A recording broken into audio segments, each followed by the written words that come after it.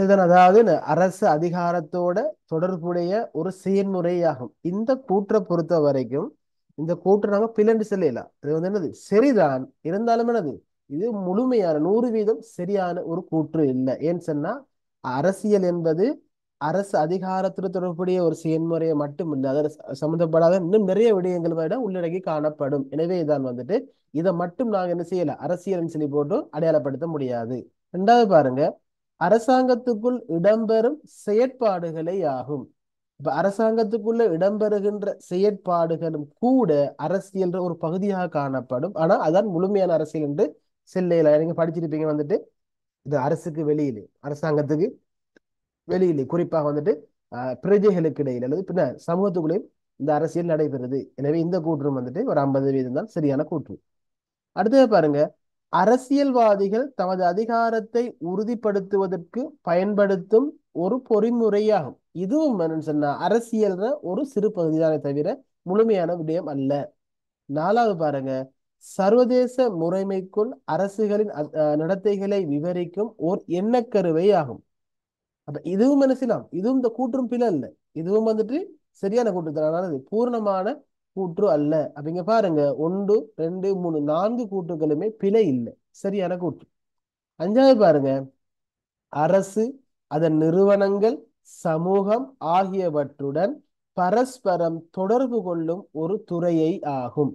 அப்ப இந்த கூற்று தான் இந்த அரசியல் என்பதற்கான ஒரு ஓரளவு பூரணமான கூற்றாக நாங்க எடுத்துக்கொள்ளலாம். சரிதானே?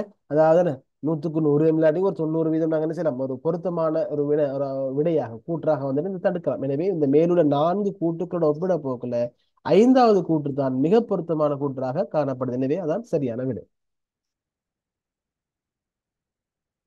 இரண்டாவது பாருங்க, அரசியலை கற்பது என்பது, அதாவது அரசியல் விஞ்ஞானத்தை பத்தி கேட்டு வருது. முதலாவது பாருங்க, தத்துவார்த்த ஒப்பீட்டு அணுகுமுறைகளுடன் வரையறுக்கப்பட்டது. இப்ப அரசியலை கற்றல்ல ஒரு மிகச்சிறிய ஒரு பகுதிதான் ஒரு பகுதிதான் அணுகுமுறை. அந்த அணுகுமுறையிலையும் ஒரு உபபகுதிதான் தத்துவார்த்த ஒப்பீட்டு அணுகுமுறை. எனவேதான் அரசியலை படிக்கிறது மிகச்சிறிய ஒரு பகுதியாகத்தான் இந்த விடயம் காணப்படுது. ரெண்டாவது பாருங்க, அனுபவ ரீதியான கற்கைகளை நிராகரிக்கின்றது. இந்த கூற்று பிழையான கூற்று. ஏன்னு சொன்னா அனுபவ ரீதியான கற்கைகளுக்கு இது முக்கியத்துவம் அளிக்கக்கூடியதாகத்தான் இந்த அரசியல் அல்லது அரசியலை கற்றல் என்பது காணப்படும். எனவே இந்த கூற்று பிழையான கூற்று. மூணாவது பாருங்க, பண்புசார் தரவுகளுக்கு குறைந்த முக்கியத்துவத்தினை வழங்குகின்றது.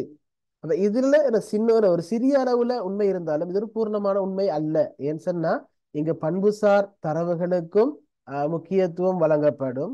அதே மாதிரி அளவுசார் தரவுகளுக்கும் முக்கியத்துவம் வழங்கப்படும். ஒப்பீட்டு ரீதியில உண்மையிலே பண்புகிறது கொஞ்சம் குறை இருந்தாலும் கூட குறைந்த முக்கியம் சொன்னா ஒரு வெளிப்படையாக சுட்டிக்காட்ட முடியாது.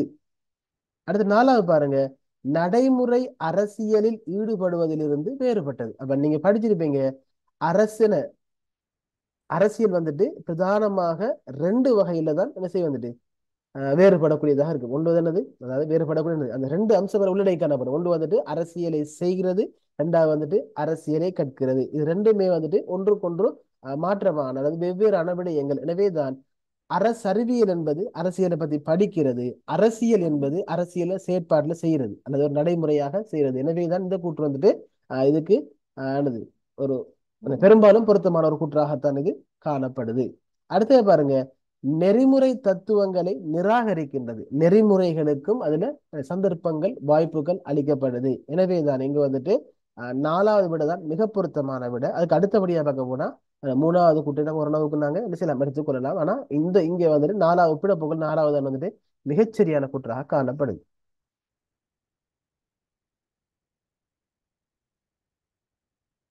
ஓகே, 3வது பாருங்க, ஒரு அரசியல் கருத்தியல் பரஸ்பரம் முரண்பட்ட கருத்துக்களை கொண்டுள்ளது. அதாவது என்ன, கருத்தியல்களுக்கு இடையில முரண்பாடு காணப்படும். தாரண்மைவாதத்துக்கும் சமவுடைமைவாதத்துக்கும் அப்படின்னு செய்வது கருத்தியல்களுக்கு இடையில முரண்பாடுகள் காணப்படலாம். ஆனா இங்க தலைப்பு கேள்வியை பாருங்க, ஒரு அரசியல் கருத்து எடுத்தோம் சொன்னா அங்க முரண்பட்ட கருத்துக்கள் காணப்படுவதற்கான சந்தர்ப்பம் மிக குறைவாக இருக்கும். என்ன செய்யும்னா இந்த கருத்தியல் என்பது ஏதாவது ஒரு விடயத்தை நோக்கி வழிகாட்டக்கூடிய ஒரு அம்சமாகத்தான் காரணம். அதாவது இப்போ கோட்பாடு என்பது ஒரு அரசியல் ரீதியான நோக்கத்தை ஒரு இலக்கை வெளிப்படுத்தக்கூடியதாக காணப்படும். கருத்தியல் என்பது அந்த நோக்கத்தை நோக்கி அந்த அரசினை அந்த மக்களை வழிநடத்தக்கூடியதாக ஒரு கைடாகத்தான் இருக்கும். எனவேதான் அங்க இருக்கிற கருத்துக்கள்ல வந்துட்டு ஒரு ஒற்றுமைத்தன்மை காணப்படுமே தவிர முரண்பட்ட தன்மை ஒன்று காணப்படாது. எனவே இந்த கூற்று வந்துட்டு பிழையான கூற்று. ரெண்டாவது பாருங்க, சமூகத்தின் அரசியல் அக்கறையை சீராக்குகின்றது. அப்ப இது மிக முக்கியமான ஒரு மிகச்சரியான ஒரு பண்பு. அப்ப இவங்க என்ன செய்யும், இந்த அரசியல் கருத்து என்ன செய்யும் சொன்னா சமூகத்துல அரசியல் அக்கறையை சீராக்கு. உதாரணமா பாருங்க, சமூகமைவாதம் என்ன சொல்லும் வந்துட்டு அரசு என்பது ஒரு வர்க்க கருவி. அதாவது வந்துட்டு சொத்துள்ள வர்க்கம் ஆட்சியை தக்க வச்சுக் கொள்றதுக்காக வேண்டியும் பெரும்பான்மை சமூகமாகிய தொழிலாளர்களை அடக்கி ஒடுக்குவதற்காக வேண்டியும் அவர்கள் உழைப்பை சுரண்டுவதற்காக வேண்டியும் பயன்படுத்திக் கொள்கின்ற ஒரு கருவிதான் வந்துட்டு அரசு என்பது. எனவேதான் அந்த அரசு வந்துட்டு ஒரு வர்க்க கருவியாக காணப்படுது. இதனால சமூகத்துல பெரும்பான்மை மக்களுக்கு வந்து அநீதி இழைக்கப்படுது. எனவே என்ன செய்யணும், மக்கள் அந்த முதலாளித்துவ அரசுக்கு எதிராக ஒன்று திரண்டு புரட்சி செய்து அவர்கள் ஆட்சியை விட்டு வீழ்த்தி ஆட்சியை கைப்பற்றணும் சொல்லி சொல்லுவாங்க. அப்ப இது என்ன செய்யும் சொன்னா தொழிலாளர் சமூகத்தை என்ன செய்யுது, ஒரு அரசியல் ரீதியான ஒரு இலக்கை நோக்கி வழிநடத்தக்கூடிய ஒன்றதாக காணப்படுது. இதே மாதிரி தான் வந்துட்டு காரணம் என்ன செய்யுது, மக்கள் தனிநபர் சுதந்திரத்தை நோக்கி வழிநடத்தக்கூடியதாக காணப்படும். எனவேதான் அந்த சமூகத்துல அரசியல் அக்கறையை வந்துட்டு சீராக்குகின்றது என்பது மிகச்சரியான ஒரு கூற்று. மூணாவது பாருங்க, பிரஜைகளின் அரசியல் நடத்தையின் மீது செல்வாக்கு செலுத்துவதிலிருந்து விடுபடுகின்றது. உண்மையிலே வந்துட்டு நம்ம ஏற்கனவே பார்த்த சின்ன விஷயமே வந்துட்டு ஒரு சிறந்த உதாரணம் வந்துட்டு பிரஜைகள் அரசியல் நடத்தையின் மீது எப்படி செல்வாக்கு செலுத்துது. அப்ப எனவே இந்த கூற்று விடுபடுகின்றது என்ற கூற்று வந்துட்டு பிழையான ஒரு கூற்று. அடுத்து பாருங்க, எப்போதும் சமய குழுக்களிடமிருந்து விசுவாசத்தினை எதிர்பார்க்கும். சரியா, இது வந்துட்டு இங்க ஒரு தேவையில்லாத விஷயம். சமய குழுக்கள்கிட்ட இருந்து விசுவாசத்தை எதிர்பார்க்குமா, அது எதிர்பார்க்க வேண்டாம், அது நம்மளுக்கு தேவையில்லை. இந்த இந்த இந்த இடத்துக்கு அது தேவையில்லாத விஷயம்.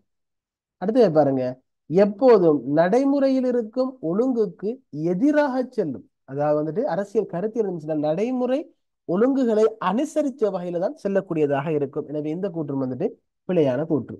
அப்ப எனவே இங்க பொருத்தமான கூற்று வந்துட்டு இரண்டாவது மிக பொருத்தமான கூற்று. அடுத்து பாருங்க, அரசு என்பது சமூகத்தின் ஒரு படைப்பல்ல. இப்ப நீங்க சமூக ஒப்பந்த கோட்பாடாக இருக்கலாம், மார்க்சியவாத கோட்பாடாக இருக்கலாம், காரண்மைவாத கோட்பாடாக இருக்கலாம், தெய்வீக வலியுரிமை கோட்பாட்டை தவிர மற்ற எந்த கோட்பாடு எடுத்து பார்த்தாலும் வந்துட்டு அவங்க என்ன அந்த கருத்துல சமரி என்ன இருக்கு சொன்னா அரசு என்பது சமூகத்திட சமூகத்தில் ஒரு பிரிவினர் ஒரு படைப்பாகத்தான் அது கொல்லப்படுது. எனவே அது தற்காலத்தில் ஏற்றுக்கொள்ளப்பட்ட விஷயமாக அதான் காணப்படுது. எனவேதான் சமூகத்தில் படைப்பு அல்ல என்பது வந்துட்டு பிழையான கூற்று. அப்ப தெய்வீக வலிமை கோட்பாடு மட்டும்தான் செல்லும் வந்துட்டு அரசு என்றது கடவுளால படைக்கப்பட்டதுன்னு சொல்லி, மக்களால் அல்ல கடவுளால் செஞ்சு மற்ற எல்லாமே வந்துட்டு மாற்றமா தான் செல்லும். எனவே இந்த கூற்று பிழையான கூற்று. ரெண்டாவது பாருங்க, அரசாங்கத்தின் பிரதானமானதொரு கூறாகும்.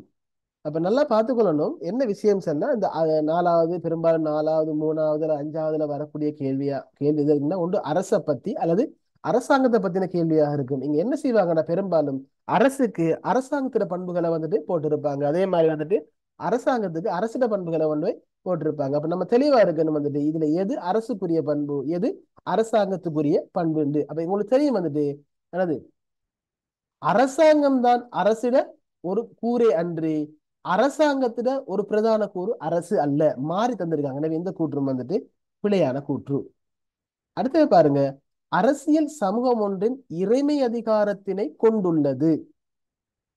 அப்ப இந்த கூற்று வந்துட்டு மிகச்சரியான கூற்று. அதாவது ஒரு சமூகத்துல என்னது ஒரு உதாரணமா ஒரு சமூகத்தை ஒரு சிறந்த முறையில வழிநடத்துறதுக்கு வந்துட்டு ஒரு அதிகாரம் உள்ள ஒரு தலைமைத்துவம் ஒன்று தேவை. அதே மாதிரி அங்க சமூகத்துல கட்டுப்பாடுகள் தேவை.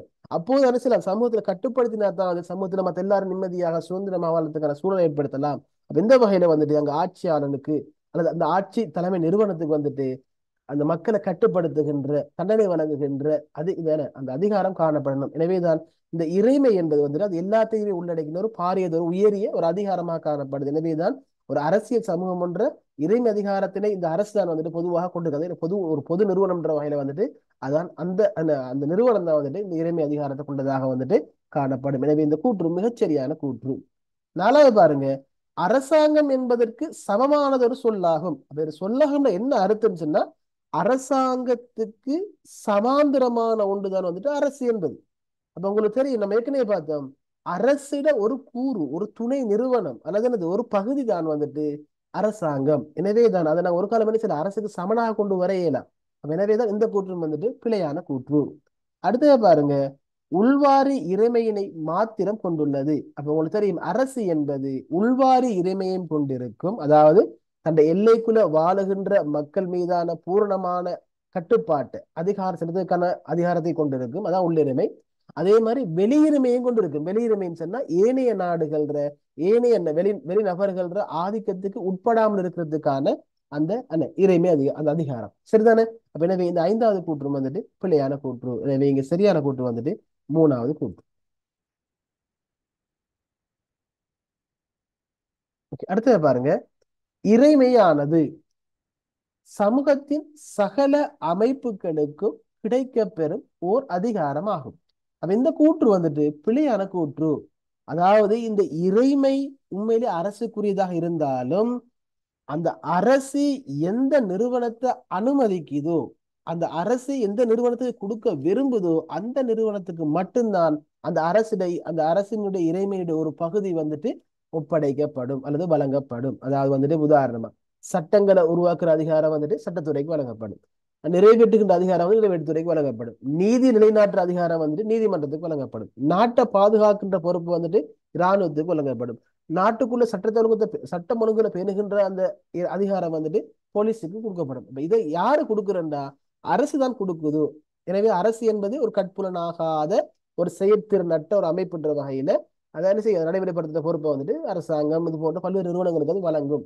அப்ப எனவேதான் அந்த அரசுல யாரு அங்கீகாரத்தை பெற்றிருக்காங்க, எந்த நிறுவனங்கள் எந்த அமைப்புகள் வந்துட்டு அந்த அரசிட அனுமதியோட செயற்படுதோ அல்லது அனுமதியை பெற்றிருக்குதோ அவங்களுக்கு மட்டும்தான் அந்த அதிகாரம் கிடைக்கப்பெறும் தவிர சமூகத்தில் எல்லா அமைப்புகளுக்கும் அது கிடைக்க பெறாது. எனவே இந்த கூற்று வந்துட்டு பிழையான கூற்று. ரெண்டாவது பாருங்க, வரையறுக்கப்பட்ட ஆழ்புல எல்லைக்குள் அரசொன்றின் மீ உயர் அதிகாரத்தை குறித்து நிற்கின்றது. அப்ப இதான் நீங்க தெரிஞ்சிருக்கீங்க, இறைமைக்கு வந்துட்டு ஒரு ஒரு சுருக்கமான ஒரு சிறப்பான வரைவிலக்கணமே தான். அதாவது ஒரு இருக்கப்பட்ட ஆழ்புல எல்லைக்குள்ள ஒரு அரசொன்ற உச்ச அல்லது மீ உயர் அதிகாரத்தை குறித்து நிற்கிறதா வந்துட்டு இறைமை என்ற விஷயம். எனவே சரியான கூற்று. மூணாவது பாருங்க, அரசொன்று ஏனைய அரசுகளின் உள்நாட்டு விவகாரங்களில் தலையிடுவதனை அனுமதிக்கின்றது. நம்ம ஏற்கனவே பார்த்தோம் அந்த உள்ளிறைமை வெளியிறைமை சொல்லி போட்டு. அப்ப எனவேதான் வெளியிறைமை என்ன செய்யும் சொன்னா ஒரு உள்நாட்டு விடயங்கள்ல வந்துட்டு ஏனைய நாடுகள் அல்லது வெளிச்சக்திகள் தலையிடுறத வந்துட்டு அனுமதிக்காது. எனவேதான் இந்த கூற்று பிழையான கூற்று. எப்போதும் பிரிக்க முடியாது. நீ சில இடங்கள்ல பார்த்துருப்பீங்க இறைமையை பிரிக்கலாண்டு. இறைமையை பிரிக்கலும், ஆனா பிரிக்கிற முறைதான் கஷ்டம். எங்க சமஷ்டி நாடுகள்ல இறைமை என்ன செய்யப்படும்? மத்திய அரசுக்கும் மாநிலங்களுக்கும் இடையில பங்கிடப்படும் அல்லது பிரிக்கப்படும். ஆனா லேசான விடயம் இல்ல. அது அரசியல் யாப்பினூடாக ஒரு நீண்ட பொறிமுறையினூடாக பல கட்ட பேச்சுவார்த்தையின் பின்னணியில ஒரு சிக்கலான செயல்முறையில வந்துட்டு எனது பிரிக்கப்படக்கூடிய ஒன்றை தவிர எப்போதும் பிரிக்க முடியாது என்ற கூற்று வந்துட்டு பிழையான கூற்று. அஞ்சாவது, சமஷ்டி அரசுகளில் மத்தியமயப்படுத்தப்பட்டு காணப்படும். சமஷ்டி அரசுகள்ல வந்துட்டு அது மத்தியமயப்படுத்தப்பட்டு காணப்படாது. ஒற்றையாட்சிகள் தான் அது மத்தியமயப்படுத்தப்பட்டு காணப்படும். சமஷ்டி அரசுகள் அது பிரிக்கப்பட்டு அல்லது தளர்வாக்கப்பட்டு தான் காணப்படும். சரியா? 5 கேள்வி பார்த்திருக்கோம். 5 கிளியரா ஏதாவது டவுட் இருக்குதா? இருந்தா கேட்டுக்கணும்.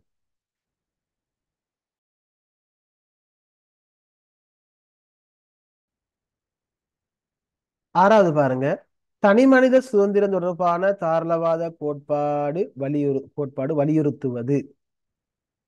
பாருங்க, சமூகம் சமூக வகுப்புகளால் கட்டமைக்கப்பட்டுள்ளது என்பது யாகும். சரியா? இப்ப இந்த கூற்று வந்துட்டு பிழையான கூற்று. என்ன தனிமனித சுதந்திர தொடர்பான தாராளவாத கோட்பாடு வந்துட்டு இதை வலியுறுத்தாது. அதாவது அதரசி வந்துட்டு தனிநபர் சுதந்திரத்தை வலியுறுத்தும், அரசாங்கத்தின் மீதான கட்டுப்பாடுகளை வலியுறுத்தும், அதே மாதிரி வந்துட்டு சமத்துவம் வியாபாரவாதம் போன்ற விடயங்களை தான் வந்துட்டு அது வலியுறுத்தும். இது வந்துட்டு என்ன செய்யாது, இந்த விடயத்தை வந்துட்டு அது வலியுறுத்தாது. சமூகம் அது என்ன செய்யும் சொன்னா தாராளவாதத்துக்கான ஒரு விமர்சனத்துக்காக வேண்டிய விஷயங்களை வந்துட்டு அது பயன்படுத்தும். சரிதானே? அடுத்த ரெண்டாவது வந்துட்டு சமூகத்தின் அனைத்து தனிநபர்களுக்கும் சுதந்திரம் உரித்துடையதன்று என்பதனை ஆகும். அதுல பாருங்க சின்ன சின்ன இருக்குதானே, உரித்துடையதுன்றது தான் நினைச்சு வலியுறுத்துமே தவிர உரித்துடையதன்றுன்ற சொல்லியது ஒரு காலமும் செல்லாது. எனவே இந்த அன்று வந்திக்கிறதால இந்த கூற்று பிழை. இது இல்லாம வந்துருந்துட்டா சரியா இருந்து. எனவே இரண்டாவது கூற்று பிழையான கூற்று. அப்ப இந்த கேள்விகளை என்ன செய்யணும், இந்த கூற்றுக்களை கொஞ்சம் நிதானமான சீனை வந்து வாசிக்கணும். அடுத்தது பாருங்க, வர்க்க போராட்டத்தின் மூலம் தனி மனித சுதந்திரத்தை அடைந்து கொள்ள முடியும் என்பதனை ஆகும். சரிதானே? இதுல ரெண்டு விஷயம் இருக்கு. கொண்டு வந்துட்டு என்னது, வர்க்க போராட்டத்தை ஒரு காலமும் தன செய்யாது, தார்மீகவாதம் ஆதரிக்காது. அதாவது செயலூக்கமிக்க பிரஜா உரிமை, அதாவது மக்கள் அரசியல் சார்ந்த செயற்பாடுகளை கூட அது ஊக்குவிக்காது, ஆக்டிவ் சிட்டிசன்ஷிப்பை கூட ஊக்குவிக்காது. அப்ப அது என்ன, அது ஒரு காலமும் வர்க்க போராட்டத்தை வந்துட்டு ஆதரிக்காது. ஆனா என்ன செய்வது, சமூடமைவாதம் வந்துட்டு வர்க்க போராட்டத்தின் மூலமாக தனிமனித சுதந்திரத்தை அல்ல, ஒட்டுமொத்த சமூக சுதந்திரத்தை அடைந்து கொள்ள முடியும்ன்றதான் சமூடமைவாதம் வலியுறுத்தும். அப்படி பார்த்தாலும் அது பிள்ளைதான். சரிதானே? நாலாவது பாருங்க, தனிநபர்கள் சுதந்திரத்தினை அனுபவிப்பதற்கு அவசியமான சூழ்நிலையினை அரசாங்கம் உருவாக்க கூடாது என்பதனை ஆகும். அதாவது தனிநபர்கள் சுதந்திரத்தினை அனுபவிப்பதற்கு அவசியமான சூழ்நிலையை அரசாங்கம் தான் பெற்றுக் கொடுக்க வேண்டும் என்பதை கூட அது வலியுறுத்தும். இங்க மாறி வந்திருக்கு, ஆப்போசிட்டா வந்திருக்கு, கூடாதுன்னு சொல்லி போட்டு. எனவே அந்த குற்றம் பிழை. ஐந்தாவது பாருங்க, தனிநபர் சுதந்திரத்தினை பாதுகாப்பதற்கு சட்டத்தின் ஆட்சி அத்தியாவசியம் என்பதனை ஆகும். அதாவது வந்துட்டு தனிநபர் சுதந்திரத்தை பாதுகாக்கிறதுக்காக வேண்டிதான் அது யாப்புருவாதம், அதே மாதிரி சட்டவாட்சி, வலுவேராக்கம் போன்ற பல்வேறு எண்ணக்கருக்களை வந்துட்டு வலியுறுத்தக்கூடியதாக இருக்கு. எனவேதான் இந்த வகையில இந்த கூற்று வந்துட்டு சரியான கூற்று. அதாவது சட்டத்தின் ஆட்சியின் மூலமாக சட்டத்தின் அனைவர் சமமாக கருதப்படுவாங்க, அதனோட என்ன செய்யலாம், தனிநபர் சுதந்திரத்தை நாங்கள் வந்துட்டு வலுப்படுத்தக்கூடியதாக இருக்குன்னு சொல்லி கூட நம்பும். எனவே இந்த கூட்டு சரியான கூட்டு. ஏழாவது பாருங்க, ஒரு அரசியல் கருத்தியல் என்ற வகையில் பாசிசமானது. இப்ப நீங்க 5வது அலகுல நீங்க படிச்சிருப்பீங்க பாசிசவாதத்தை பத்தி. ஓகே, முதலாவது பாருங்க, 20ஆம் நூற்றாண்டின் 3ஆம் 4ஆம் தசாப்தங்களில் வளர்ச்சி அடைந்தது. இது மிகச்சரியான கூட்டண. 1920களுக்கு பிறகு வந்துட்டு இத்தாலியிலையும் 30களில் வந்து 20களில் என்னது இத்தாலியிலையும் 1930களில் வந்துட்டு ஜெர்மனிலையும் ஹிட்லரையும் ஹிட்லர் ஆட்சி கால பகுதியில் எழுச்சி அடைந்த ஒரு கருத்தியல் தருணது இந்த பாசிசவாதம். அப்படிலாம் ஞாபகம் வச்சுக்கொள்ளுங்க. 20ஆம் நூற்றாண்டுன்றது வந்துட்டு 1900 1999 வரங்காட்டுது. 2000ஆம் ஆண்டு ஆனா அது வந்துட்டு 21ஆம் நூற்றாண்டு. சிலாக்கள் அப்படி பாக்குறேன், 1900 ஆரம்பிச்சது 19ஆம் நூற்றாண்டு, 2000 ஆரம்பிச்சாது 20 அது ஒன்று முந்தி வரும். அதே மாதிரி தான் தசாப்தம் என்பது வந்துட்டு 1910 தொடக்கம் 20 என்ன செய்ய வந்துட்டு அடுத்த காலம் அந்த 10 பின்ன காலம் முதல் அங்க கருத்துல கொள்ளப்படும். அப்ப எனவேதான் 1920-30 கால பகுதியில்தான் இதுக்கு சரியான இந்த சில விளக்கமா இருக்கும். அப்ப 4 நீங்க 40 பார்க்கப்படா, சரியா? 40 ஒரு சில பகுதிகள் முன்பகுதியிலும் வரலாம், பிரச்சனை இல்லை. ஆனா பாக்குறது இதுதான். ரெண்டாவது வந்துட்டு பிரான்சில் நெப்போலியன் பொனபார்ட்டின் காலத்தில் வளர்ச்சி அடைந்தது. உங்களுக்கு தெரியும் வந்துட்டு இது என்ன செஞ்சு, இத்தாலியில முசோலின் கால பகுதியிலையும் ஜெர்மன்ல ஹிட்லர் ஆட்சி கால பகுதியிலையும் தான் இது டெவலப் ஆயிருந்துச்சு. எனவே இந்த கூற்றும் பிழையான கூற்று. அடுத்து மூணாவது பாருங்க, மத சுதந்திரத்தினை வலியுறுத்தியது. இங்க ஒரு சுதந்திரமும் வலியுறுத்தப்படாது. மத சுதந்திரத்தை நம்ம நினைச்சும் பார்க்க வேண்டிய அவசியம் இல்லை. அடுத்தது பாருங்க, தாராண்மைவாதத்தின் செல்வாக்குக்கு உட்பட்டிருந்தது. பாசிசவாதம் செய்வது தாராளவாதத்தையும் எதிர்க்கும், சமூகம் இரண்டையும் எதிர்க்கும். ஆனா முதலாவது இந்த தாராண்மைவாதத்துல பொருளாதார கொள்கையை மட்டும் ஆதரிக்கும், முதலாளித்துவ பொருளாதார கோட்பாடை மட்டும் அது ஆதரிக்கும், மற்ற எல்லாத்தையும் அது எதிர்க்கும். சுதந்திரத்தை, ஜனநாயகத்தை எல்லாத்தையுமே எதிர்க்கக்கூடியதாக தான் காணப்படும். 5வது பாருங்க, உலக சமாதானத்திற்காக முன்னின்றது. உலகத்துல 2ஆம் உலக மகா யுத்தம் ஏற்படுறதுக்கான அடிப்படை காரணமே இந்த பாசிசவாதம் தான். எனவேதான் உலகத்துல குழப்பங்கள் ஏற்படுறதுக்காக முன்னிக்கக்கூடிய ஒன்று, அல்லது உலக சமாதானத்துக்கு எதிராக முன்னிக்கக்கூடிய ஒரு கருத்தியலாகத்தான் இது காணப்படும். எனவே இந்த கூற்று வந்துட்டு பிழையான கூற்று. சரியான கூற்று முதலாவது கூற்று. 8வது பாருங்க, மோதல் தொடர்பான செயற்பாட்டு ரீதியான வகைப்பாட்டுக்கான ஓர் உதாரணம்.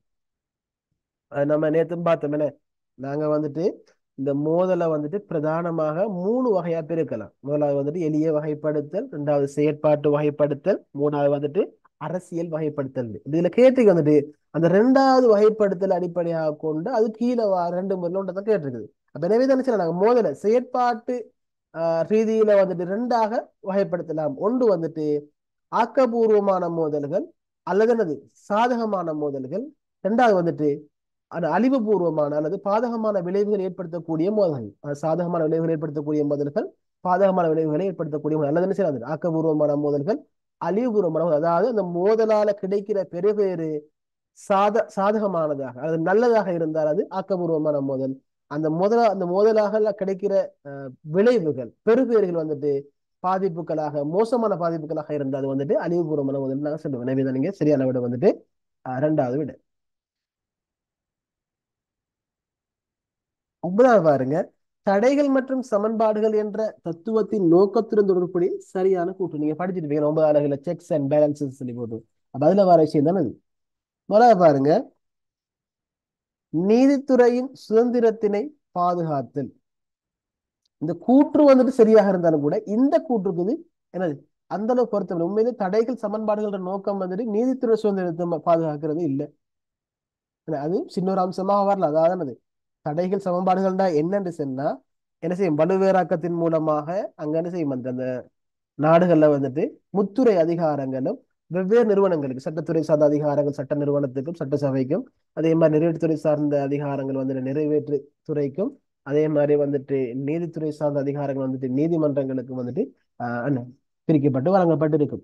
அப்ப எனவேதான் சம்டைம் இப்படி அவங்களோட வேலைகளை பிரிச்சு கொடுத்தாலும் அவங்க என்ன செய்வாங்கன்னா ஒரு துறை இன்னொரு துறையோட செயற்பாடுகளை தலையிட பார்ப்பாங்க, அல்லது என்ன செய்வாங்க தங்களோட அதிகாரத்தை தாண்டி அவங்க செயற்பட பார்ப்பாங்க. எனவே அவ்வாறான நேரத்துல வந்துட்டு உதாரணமா வந்துட்டு சட்டத்துறை, நிறைவேற்றுத்துறை, நீதித்துறை இருக்குது. இப்ப நிறைவேற்றுத்துறை என்ன செய்யும் சொன்னா தன் அதிகாரத்தை தாண்டி அல்லது அரசியல் யாப்புக்கு முரணான வகையில ஒரு செயற்பாட்டை செய்துன்னு சொன்னா சட்டத்துறையும் நீதித்துறையும் சேர்ந்து அல்லது சட்டத்துறையும் நீதித்துறையும் சேர்ந்து தனியாக தலையிட்டு அவங்க என்ன செய்வாங்க தடுப்பாங்க. தடுத்து அவர் பழைய மாதிரி கொண்டு வருவாங்க. ஆனா தடுத்து தடைப்படுத்தி அவர் என்ன செய்வாங்க சமநிலை கொண்டு வருவாங்க. பழைய இன்னைக்கு அதான் இந்த ஒழுங்கான மீனிங் வந்துட்டு செக்ஸ் அண்ட் பேலன்ஸ் வந்துட்டு தடைகளும் சமநிலையும் சரியான மொழிபெயர்ப்பாக இருக்கும். சில இடங்கள் சமன்பாடு பயன்படுத்திப்பாங்க, பிள்ளை இல்லை சரிதானே.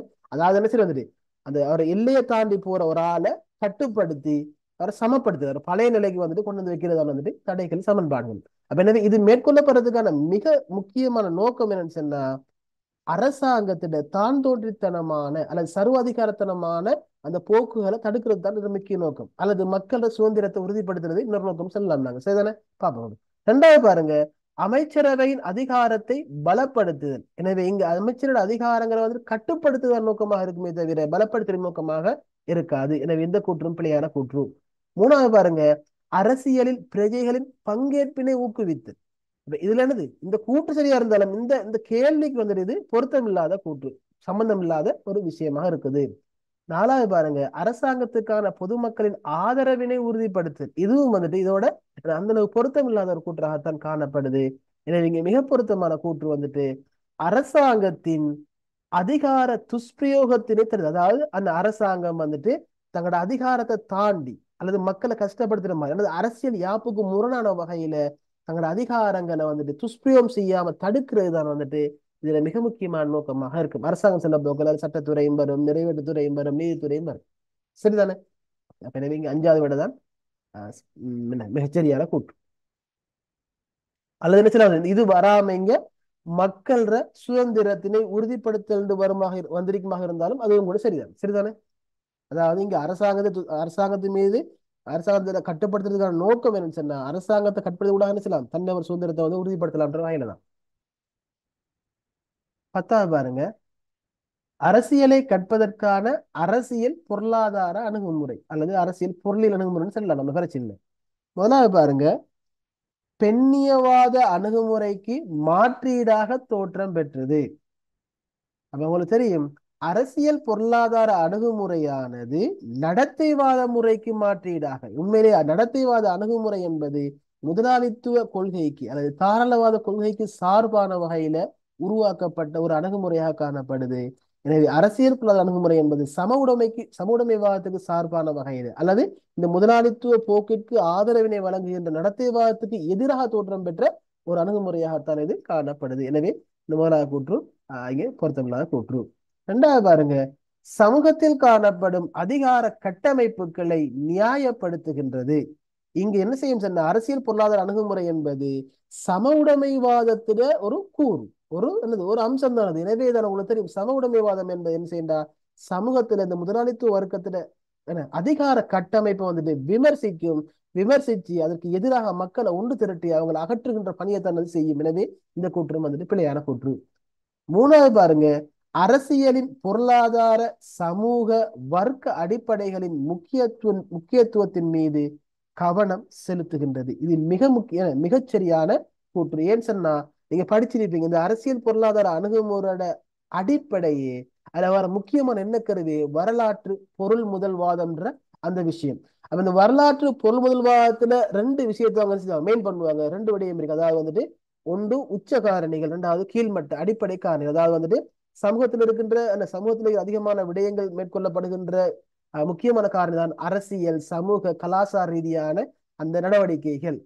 ரெண்டாவது மட்டும்தான் வந்துட்டு பொருளாதார அடிப்படை. எனவேதான் இவங்க என்ன சொல்லுவாங்கண்டா, இந்த பொருளாதாரம் தான் ஒரு நாட்டு அரசியலை கலாச்சாரத்தை சமூகத்தை எல்லாத்தையுமே தீர்மானிக்குது. எனவேதான் நாங்க நாட்டுல மாற்றங்களை கொண்டு வரணும்னு சொன்னா, அரசியல் ரீதியான மாற்றம் கொண்டு வந்தாங்க என்ன செய்யணும்னு சொன்னா பொருளாதாரத்தை தான் மாத்தணும். பொருளாதார சம்பந்தப்பட்ட விடயங்களை மாற்றங்களை செஞ்சோம்னு சொன்னா ஏனைய மேலே, அதாவது பொருளாதாரம்ன்றது ஒரு மரத்துல வேர் மாதிரி, இந்த அரசியல் சமூக கலாச்சார விடயங்கள் வந்து மரத்துல ஒரு கிளைகள் மாறி எனவேதான் நாங்க அந்த வேர்ல தான் மாற்றங்கள், பவுண்டேஷன்ல தான் மாற்றங்களை கொண்டு வந்தா மேலுக்கு என்ன செய்யும், மாற விளைவுகள் வந்துட்டு மாற்றமாக இருக்கு. எனவேதான் அதான் முக்கியமான விஷயம் சொல்லுவாங்க. எனவே இந்த கூற்று வந்துட்டு மிகச்சரியான கூற்று.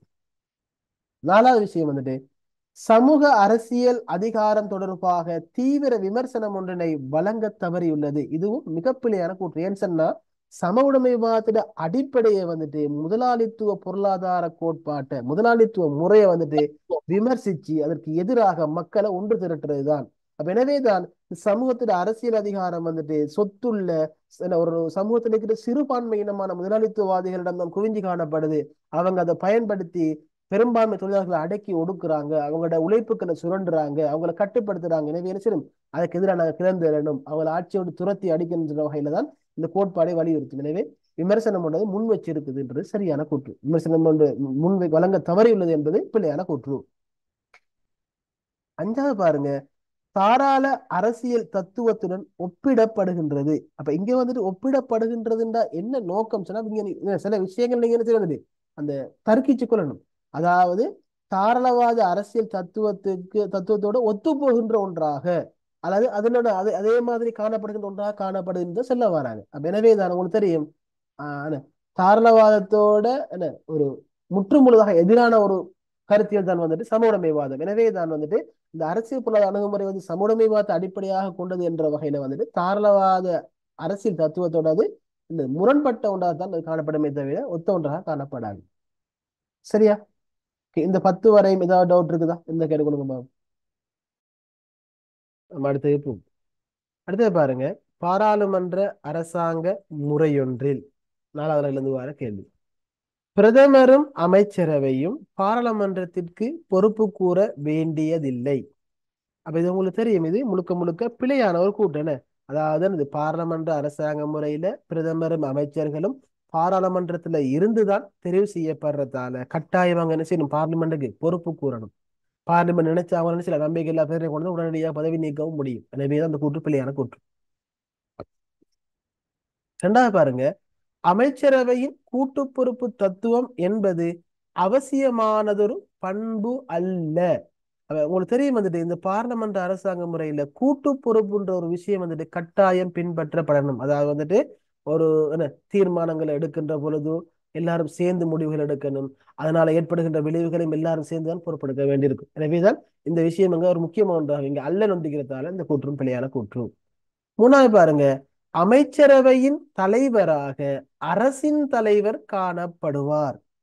அப்ப உங்களுக்கு தெரியும் வந்துட்டு இங்க அதாவது பார்லமெண்ட் அரசாங்க முறையில அமைச்சரவையோட தலைவராக அரசாங்கத்தின் தலைவரான பிரதமர் தான் காணப்படுவாரு. இங்கு அரசின் தலைவர் வந்துட்டு நாம நிர்வாகியாக காணப்படும், ஒன்று ஜனாதிபதியாக அல்லது முடியாக அவர் இருப்பாரு. அவர் என்ன செய்ய அவரால் என்ன செய்யாது, அமைச்சரவை தலைமை தாங்கப்படாது. அங்க இந்த உண்மை நிர்வாகியான அரசாங்கத்தின் தலைவரான பிரதமரால தான் வந்துட்டு தலைமை தாங்கப்படும். நாலாவது பாருங்க, பிரதமர் அமைச்சர்களை பார்லமன்றத்துக்கு வெளியில் இருந்தும் தெரிவு செய்ய முடியும். அப்ப உங்களுக்கு தெரியும் வந்துட்டு ஜனாதிபதி அரசாங்க முறையில தான் வந்துட்டு ஜனாதிபதி மக்களால் தெரிவு செய்யப்படுவாரு. அமைச்சர்கள் பார்லிமெண்ட்டுக்கு வெளியில் இருந்து தெரிவு செய்யப்படுவாங்க. பாராளுமன்ற முறையை பொறுத்த வரைக்கும் கட்டாயம் அமைச்சர்கள் பார்லமெண்ட்ல இருந்துதான் தெரிவு செய்யப்படணும். எனவே இந்த கூற்று வந்துட்டு பிழையான கூற்று. அதாவது பிரதமரும் அமைச்சர் ரெண்டு பேரும் அங்க இருந்து தெரிவு செய்யப்படணும். அடுத்தது பாருங்க, அரசாங்கம் பாராளுமன்றத்தின் பெரும்பான்மை ஆதரவிலேயே தங்கி இருக்கும். இது மிகச்சரியான கூற்று. பாராளுமன்றத்துல எவ்வளவு காலத்துக்கு அந்த அரசாங்கம் குறிப்பிட யாருன்னு சொன்னா என்னது அந்த நிறைவேற்றுறது நாட வராங்க. அப்ப எனவேதான் இங்க அவங்களோட ஆதரவு இருக்கிற வரைக்கும் தான் வந்துட்டு அவங்களால ஆட்சியில் இருக்க இயலும். அவங்களோட ஆதரவு இல்லாட்டி உடனே என்ன செய்ய வந்துடுவாங்க, பதவி நீங்க வேண்டி இருக்கும். எனவே இது மிகச்சரியான கூற்று. 12வது பாருங்க, சமஷ்டி முறையொன்றில் மத்திய அரசாங்கம் மாநில அரசாங்கங்களை விட பலவீனமானது. அப்ப உங்களுக்கு தெரியும் வந்துட்டு சமஷ்டி முறையில வந்துட்டு என்னது இது வந்துட்டு இது நம்ம முடிவுக்கு வரையில. ஏன்னு சொன்னா அது நாடுகளை பொறுத்து மாற்றம் அடையும். உதாரணமா வந்துட்டு என்னது சுவிட்சர்லாந்துல வந்துட்டு மத்திய அரசாங்கம் மாநில அரசாங்கங்களை விட பலகீனம், அதை ஏற்றுக்கொள்ளலாம். சுவிட்சர்லாந்து பொறுத்த வரைக்கும் இந்த கூற்று சரி.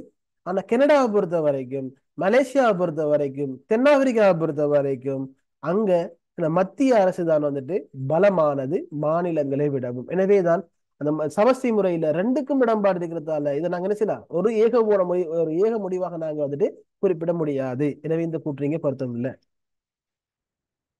ரெண்டாவது பாருங்க, பன்மைத்துவம் தேசிய ஒருமைப்பாடு என்பன ஊக்குவிக்கப்படுவதில்லை. இங்க என்ன செய்ய வந்துட்டு இங்க என்ன செய்யுது, சமஷ்டி என்பது உண்மையில சமஷ்டி உருவாக்கப்படுறதுக்கான பிரதான நோக்கத்துல ஒண்ணு என்னது, அந்த நாட்டுல காணப்படுகின்ற பன்மைத்துவ மக்களுக்கு இடையில அவங்களோட உரிமைகளை பேண்டதுக்கு வழி செய்யறதும் அந்த வேற்றுமையில ஒற்றுமைக்கான வழி செய்யறதும் மிக முக்கிய நோக்கம். எனவே தான் நீங்க பன்மைத்துவம் தேசிய ஒருமைப்பாடு, அதாவது வேற்றுமையில ஒற்றுமை காண்ற வகையிலான தேசிய ஒருமைப்பாடு என்பன வந்துட்டு ஊக்குவிக்கப்படும். எனவே அந்த கூற்றும் வந்துட்டு பிழையான கூற்று.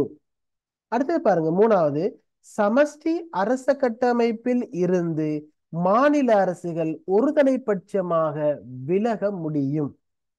அப்ப எனவேதான் உங்களுக்கு தெரிஞ்சிருக்கீங்க, இங்க சமஷ்டி முறையிலிருந்து அப்படி என்ன செய்யலாம், ஒருதலைபட்சமாக விலக முடியாது. உண்மையிலே வந்துட்டு அங்க மத்திய அரசுக்கும் பிராந்திய அரசுகளுக்கும் சுயாதீன அதிகாரங்கள் காணப்பட்டாலும் கூட பிராந்தியங்கள் நினைச்ச மாதிரி பிரிஞ்சு போகலாம். அது எங்க ஏனும் சொன்னா கூட்டு சமஷ்டி முறையில சரிதானே, அல்லது கூட்டாண்மை சமஷ்டி அல்லது நேச கூட்டமைப்பு சொல்லுவாங்க. அந்த முறையில மட்டும் தானே செய்யலாம். பிராந்திய அரசு நினைச்சா உடனே விலகி போகலாம். எனவே இந்த இந்த சமஷ்டி முறைக்கு வந்துடுறது பொருத்தம் இல்லாத ஒரு கூற்று. ரெண்டாவது பாருங்க, இருமட்ட அரசாங்கங்கள் காணப்படும். இது உங்களுக்கு தெரியுமா, பார்த்தோன்னே சிம்பிளா விளங்கும். இங்க மத்திய அரசாங்கம் மாநில அரசாங்கம் இரு வகையான அரசாங்க மட்டங்கள் வந்துட்டு காணப்படும். மிகச்சரியான கூற்று. அடுத்தது, சட்டத்துறை ஓரங்க மன்றமாக காணப்படும். நீங்க படிச்சிருப்பீங்க வந்துட்டு ஒற்றையாட்சி நாடுகள்ல வந்துட்டு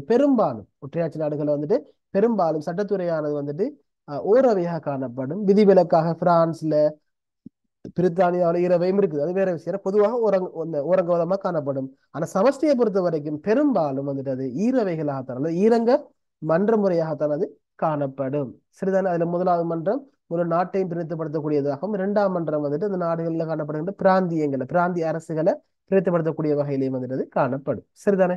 அப்ப நீங்க சரியான கூற்று 4வது கூற்று. 13வது பாருங்க, சர்வதேச அரசியல் கற்கையானது பொருளாதார இராஜதந்திர உறவுகளுடன் வரையறுக்கப்பட்டதாகும். சரிதானே. எனவே சர்வதேச அரசியல் என்பது வந்துட்டு அரசியலை போலவே ஒரு பரந்த ஒரு விஷயம். சர்வதேச அரசியல் கற்கை என்பதும் கூட சர்வதேச அரசியல் சார்ந்த பல்வேறு விடயங்களை பற்றி கற்கின்ற ஒரு துறையாகத்தான், ஒரு அம்சமாகத்தான் காணப்படுது. எனவேதான் பொருளாதார ரீதியான ராஜதந்திர உறவுகளை பத்தி படிக்கிறது வந்துட்டு ஒரு சிறிய பகுதியை தான் காணப்படுமே தவிர அது மட்டும் அங்க படிக்கிறது. எனவே அந்த கூற்று பிழையான கூற்று. ரெண்டாவது பாருங்க, அரசுக்கும் அதன் பிரஜைக்கும் இடையிலான உறவுகளில் கவனம் செலுத்துகின்றது. இதுவும் பிழையான கூற்று. எனது அரசியல்ல தான் என்ன செய்ய வந்துட்டு அரசுக்கும் பிரஜைகளுக்கும் இடையிலான உறவு தொடர்பான கவனம் செலுத்தப்படும். இது அரசின் வந்து மிக பொருத்தமான கூற்று.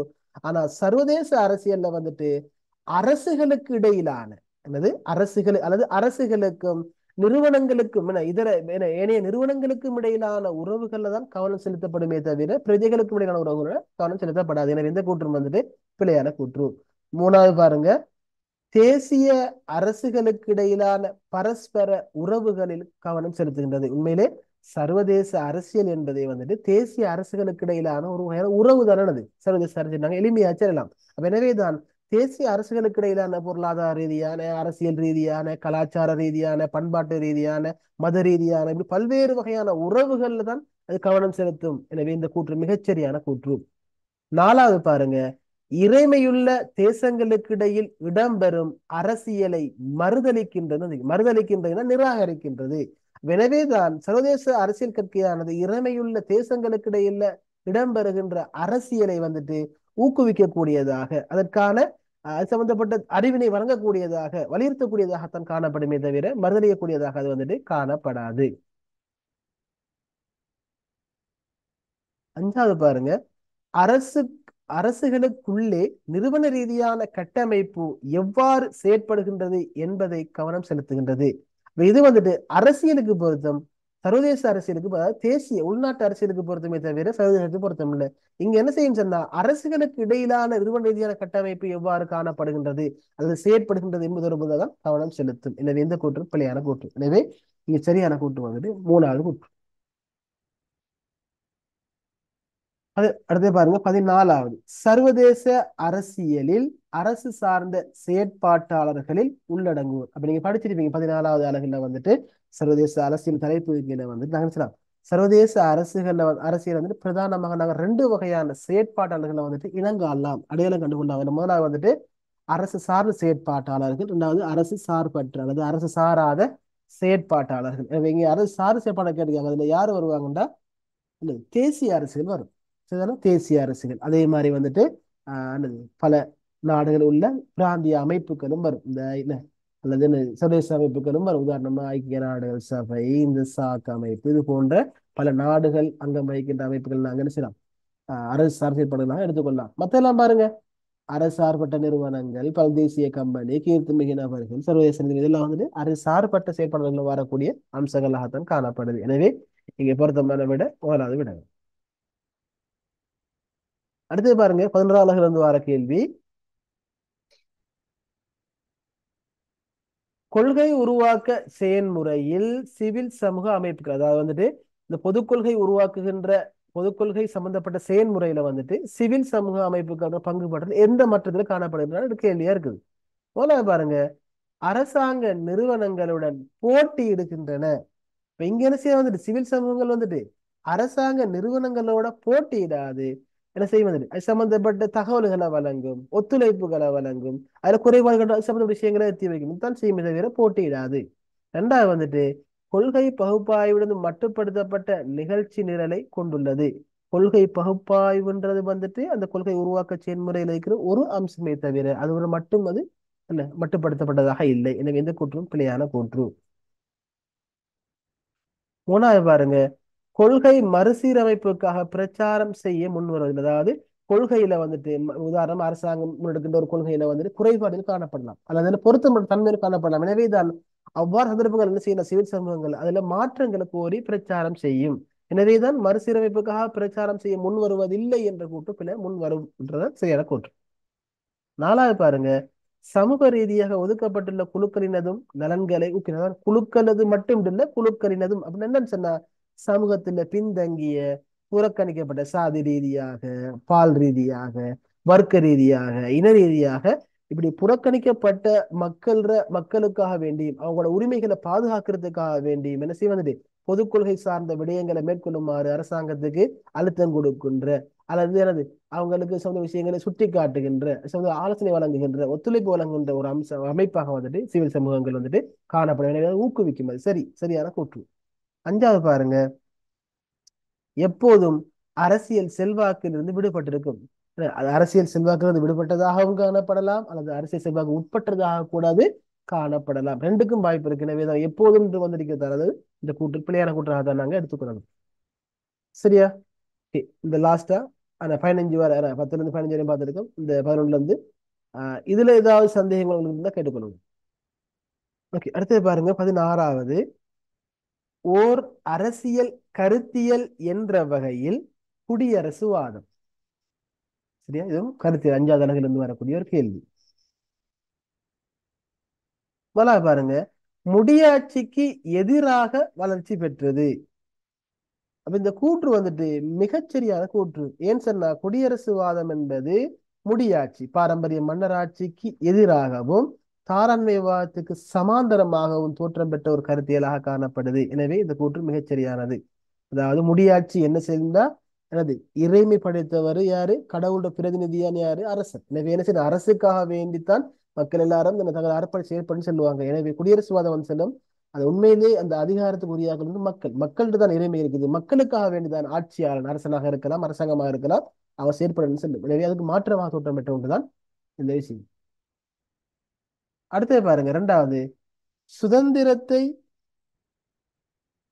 பாதுகாப்பதில் பிரஜைகள் ஆர்வம் காட்டக்கூடாது என்ற கருத்தை கொண்டுள்ளது. சரிதானே? நீங்க தமிழ் டீச்சர் கைட்ல இது இல்ல, இங்கிலீஷ் டீச்சர் கைட் எடுத்து பார்த்தா விளங்கும் வந்துட்டு இந்த பிரஜா உரிமையில 3 வகையான பிரஜா உரிமை இருக்குது. ஒன்று வந்துட்டு என்னது தாராளவாத பிரஜா உரிமை, இரண்டாவது வந்துட்டு குடியரசுவாத பிரஜா உரிமை, மூணாவது சமூக பிரஜான்னு சொல்லுவாங்க. அப்ப தாராளவாத பிரஜா உரிமைண்டா என்னன்னு சொன்னா, தாராளவாதம் என்ன சொல்லும் சொன்னா, ஒரு சமூகத்துல, ஒரு அரசுல, ஒரு நாட்டுல மக்களுக்கு தேவையான சகல விடயங்களையும் அதாவது இந்த மக்களுக்கு தேவையான சுதந்திரத்தை மக்கள் ஒரு விடயத்தை செய்வதற்கான சுதந்திரத்தை உறுதிப்படுத்த வேண்டியது ஒரு அரசினுடைய பொறுப்பு. எனவேதான் செய்யும் அரசாங்கங்கள் அந்த வேலையை பார்த்து கொள்ளும்.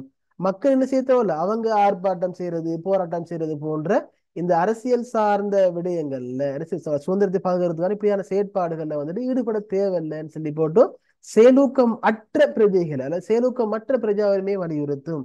ஆனா குடியரசுவாதம் என்ன செய்யும் சொன்னா, சுதந்திரம் உரிமை என்பது எப்போதும் இல்லாமல் போகலாம். எனவே என்ன செய்யணும், பிரஜைகள் தொடர்பாக விழிப்புணர்வோடு இருக்கணும். அரசாங்கம் எங்களோட உரிமைகளை மீறுகின்ற மாதிரி, சுதந்திரத்தை மீறுகின்ற மாதிரி ஏதாவது செயற்பாடுகளில் ஈடுபடுவது தெரிந்தாலும் என்ன செய்யணும், மக்கள் ரோட்டுக்கரைக்கு ஆர்ப்பாட்டம் பண்ணி போராட்டம் பண்ணி தங்களோட உரிமைகளை பாதுகாத்துக்கிறதுக்கான முயற்சிகளை மேற்கொள்ளும். எனவே தானே செய்யறது, பிரஜைகள் அரசியல் சார்ந்த செயற்பாடுகள்ல எப்பயும் ஆக்டிவாக ஒரு உற்சாகத்தோட அதோட ஒரு துடிப்பாக இயங்கக்கூடியவர்களாக இருக்கின்றதை வலியுறுத்தும். எனவேதான் ஆர்வம் காட்டக்கூடாதுன்னு சொல்லாது, ஆர்வம் காட்ட வேண்டும் என்றுதான் சொல்லும். மூணாவது பாருங்க, பிரஜைகளின் அரசியல் செயலற்ற நிலையின் மீது கவனம் செலுத்துகின்றது. அதாவது என்னது, இந்த கூற்றும் பிழையான கூடாதா, பிரஜைகள் அரசியல் சார்ந்த செயலூக்கமிக்க நிலையின் மீது செயற்பாடுகள் மீது தான் அது அதிகம் கவனம் செலுத்தும். அடுத்தது பாருங்க, மக்கள் இறைமை என்ற எண்ணக்கரு தொடர்பாக சந்தேகம் கொள்கிறது. சந்தேகங்கள் அல்ல, மக்களிடம்தான் இறைமை இருக்கிறது, மக்கள் தான் இறைமைக்கு சொந்தக்காரர்கள். எனவேதான் ஆட்சியாளர்கள் அடிப்படையாக கொண்டு செயற்படும் என்ற விஷயத்தை அறுதியும் உறுதியுமாக வலியுறுத்து. சந்தேகம் கொள்றது இங்க வந்து பிழையான கூற்று. அஞ்சாவது பாருங்க, அரசின் தலைவர் மக்களுக்கு பொறுப்பு கூற வேண்டியதில்லை என்ற தத்துவத்தினை அறிமுகம் செய்தது. அது மன்னராட்சி முறை தான். எனவே இது மன்னராட்சி முறைக்கு எதிரான ஒன்று. எனவேதான் ஆட்சியாளர்கள் அல்லது அரசின் தலைவர் மக்களுக்கு பொறுப்பு கூற வேண்டும் என்ற விடயத்தை வந்துட்டு வலியுறுத்தக்கூடியதாக காணப்படும். எனவேதான் முதலாவது கூற்றுத்தான் சரியான மிகச்சரியான கூற்று.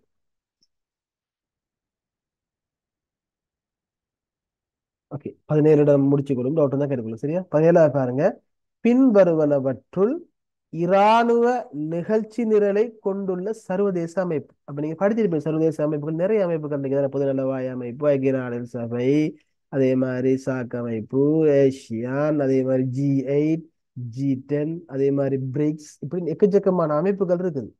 அப்ப இந்த ஒவ்வொரு அமைப்புகள நோக்கமும் ஒன்று இல்லை. சில அமைப்புகளை கொண்டாந்து ஒவ்வொரு அமைப்புகள் நோக்கமும் வேற, வர்த்தகம் சார்ந்தது, பொருளாதாரம் சார்ந்தது, அதே மாதிரி அரசியல் சார்ந்தது, அதே மாதிரி இராணுவம் சார்ந்தது, கலாச்சாரம் சார்ந்தது, இப்படியான என்னது ஒவ்வொரு நோக்கத்தை கொண்டு வந்து அமைப்புகள் உருவாக்கப்பட்டிருக்குது. இந்த வகையில வந்துட்டு உலகத்துல இராணுவ நோக்கத்தை அடிப்படையாக கொண்டு உருவாக்கப்பட்ட ஒரு மிக முக்கியமான அமைப்பு ஒன்று இருக்குது. அந்த அமைப்பு எதுன்னு சொன்னா நேட்டோ அமைப்பு.